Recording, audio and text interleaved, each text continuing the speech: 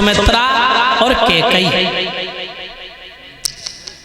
भक्तों, महाराज अवध नरेश दशरथ तीनों रानियों के साथ में अपना समय व्यतीत करते हैं। धीरे धीरे धीरे धीरे समय यूं ही व्यतीत होता चला आया, लेकिन तीनों रानियों के गर्भ से किसी संतान की उत्पत्ति नहीं हुई। भक्तों, परीक्षित जी तो गोस्वामी तुलसीदास जी तो रामचरितमानस में चौपाई में लिखते हैं कि चौथा पन आ गया था, मगर महाराज दशरथ के कोई संतान की प्राप्ति नहीं हुई। तो गोस्वामी जी ने चौपाई में लिखा है कि एक बार और दशरथ मन माई,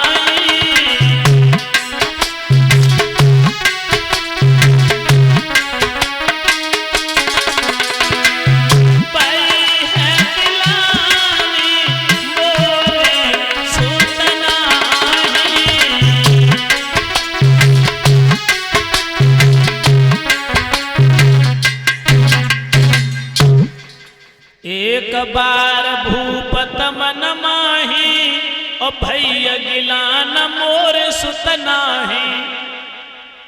श्रोताओ, एक बात ध्यान रखना, परीक्षित महाराज एक बार गिलानी हुई, लेकिन जब कोई दुख होता है तो गिलानी चिंता तो रोज होनी चाहिए। एक बार क्यों हुई, बार बार क्यों ना है भाई? एक बार भाई तो कौन सी बार भाई? इतवार को भाई के, सोमवार को भाई के, मंगलवार को भाई। भक्तों, ध्यान देना, रामायण का प्रसंग बड़ा पवित्र है, जगह जगह पर शंकाएं हैं। तो एक विद्वान ये कहता है, वैसे रामायण तो अनेक हैं, रामायण जो है 28 रामायण हैं। तुलसीकृत रामायण, वाल्मीकि रामायण, जगदीश रामायण, आनंद रामायण, आदित्य रामायण, अलग अलग कवियों की कल्पना है, अलग अलग विद्वानों की कल्पना है। लेकिन गिलानी तब हुई कि दशरथ परीक्षित यज्ञपति महाराज ये इंद्र के बहुत घनिष्ठ मित्र थे। इंद्र के तो देवताओं की सभा में जाया करते थे रोज। इंद्र ने बड़े सम्मानित के साथ विदा करता था, एक इन्हें फूल देता था, बड़ा सुंदर पुष्प, वो पुष्प बड़ा अलौकिक था।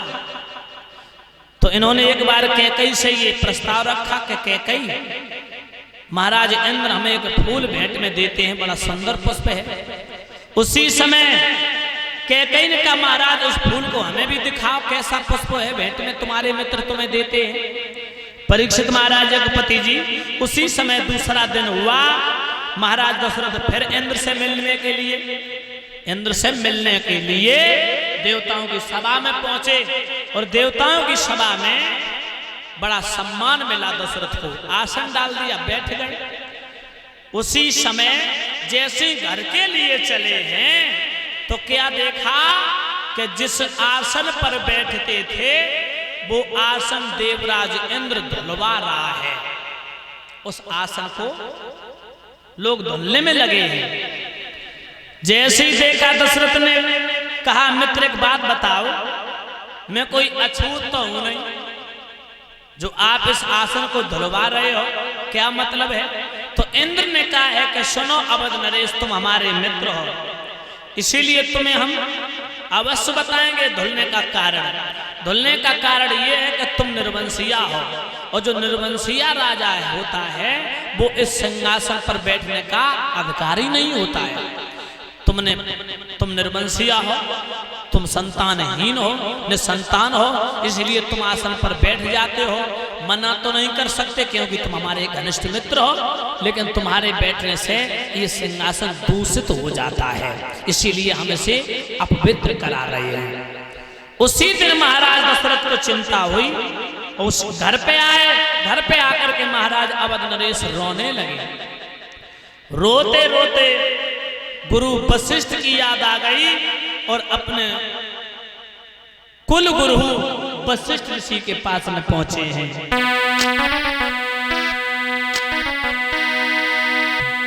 के गुरुग्रह गया तुरत मह पाला चरण लागी कर बिन विशाला।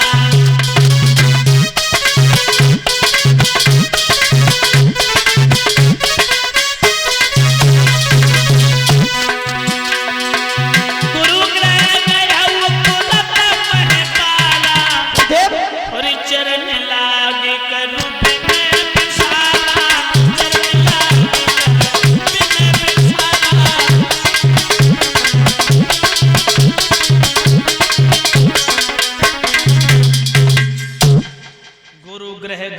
तुरत मह पाला चरण लाग कर बिनय विशाला। चौपाई में तुलसीदास लिखते हैं कि महाराज अवध नरेश दशरथ ने देर नहीं की। ये इनके कुल गुरु जो वशिष्ठ ऋषि थे, वशिष्ठ ऋषि के पास में जाकर के दशरथ फूट फूट के रोए। और जैसे ही दशरथ को रोता हुआ देखा है, वशिष्ठ ऋषि ने एक प्रश्न किया, राजा आप तो इतने महाप्रतापी हो और तुम रो रहे हो स्त्रियों की भांति, अबला स्त्रियों की तरह आंखों में आंसू भर के रो रहे हो, क्या कारण है? उसी समय महाराज दशरथ ने दोनों हाथ जोड़े और महाराज दशरथ कहने लगे, हे प्रभु अब मैं ज्यादा जीना नहीं चाहता हूं, इससे अच्छा तो भगवान मेरी मौत कर दे, मुझे मौत दे दे, क्योंकि अब तो मैं किसी समाज में बैठने के लायक नहीं रहा। क्यों? उसी समय दशरथ ने आंखों में आंसू भर के कहा है कि हे गुरुदेव चौथापन आ गया है, मगर मैंने संतान की सूरत नहीं देखी, देवताओं की सभा में मुझे अपमानित होना पड़ा, इसीलिए मुझे बहुत बड़ी चिंता है, मेरे दिल में बहुत बड़ा दुख है। उसी समय वशिष्ठ ऋषि ने समझाया है कि सुनो दशरथ, अवध नरेश, चिंता करने से कभी दुख दूर नहीं होता है, चिंता करने से माताओं बहनों केवल उम्र घटती है, केवल आयु कम होती है। चिंता दीमक की तरह धीरे धीरे शरीर को खा लेती है, शरीर घुट घुट करके माता बहनों अंदर ही अंदर आत्मा कमजोर होने लगती है। तो उसी समय समझाया है वशिष्ठ ऋषि ने, सुनो अवध नरेश, चिंता करने से दुख दूर नहीं होता है, दुख दूर केवल होता है भगवान के भजन से। तो समझाया है दशरथ को कि ये चिंता बड़ी ही चिता से है और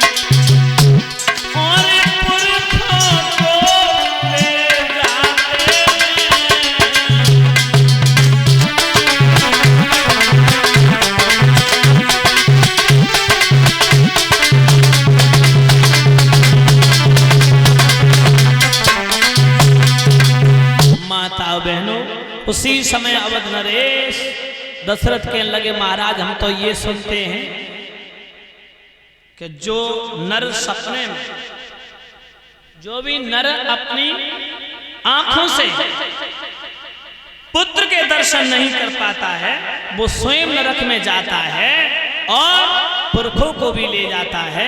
इसीलिए हम तो निसंतान हैं, निर्वंशिया हैं।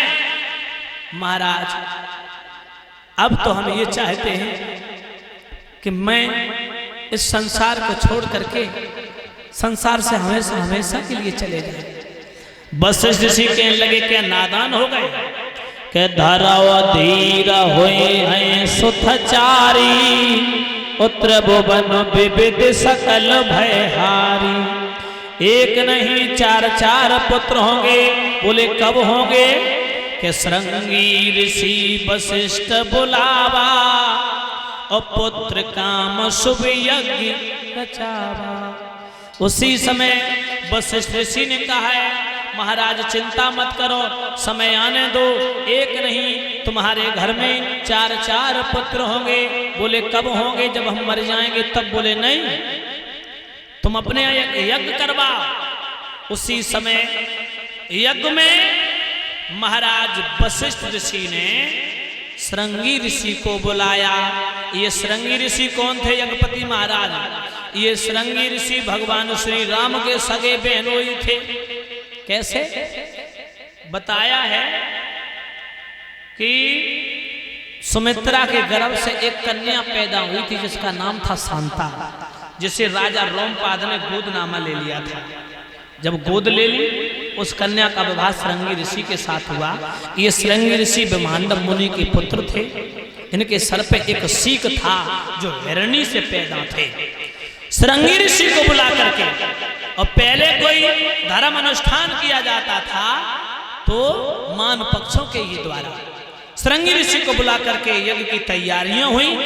तो ये यज्ञ अयोध्या में प्रमाण मिला है कि 1 साल तक यशमेघ यज्ञ चला और 3 दिन तक पुत्रेष्ठ यज्ञ चला।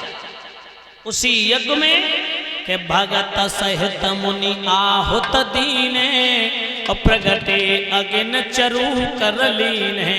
उसी यज्ञ कुंड में जब भक्ति श्रद्धा पूर्वक आहुतियां डाली हैं, मन को पवित्र करके अंतःकरण को शुद्ध करके, तो अगिन देव प्रकट हो गए हाथ में खीर का कटोरा लेकर के।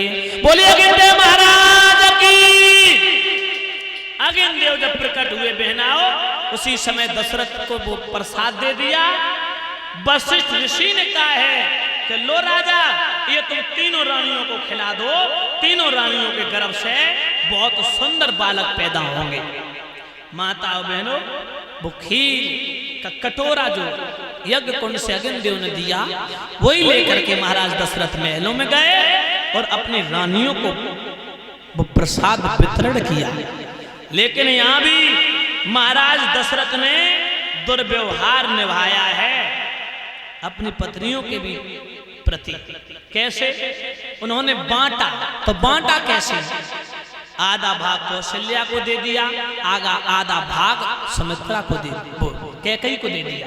बेटा रमेश, हालांकि सुमित्रा भी उनकी पत्नी थी, पत्नियां तीनों बराबर थी, लेकिन दुर्व्यवहार निभाया है।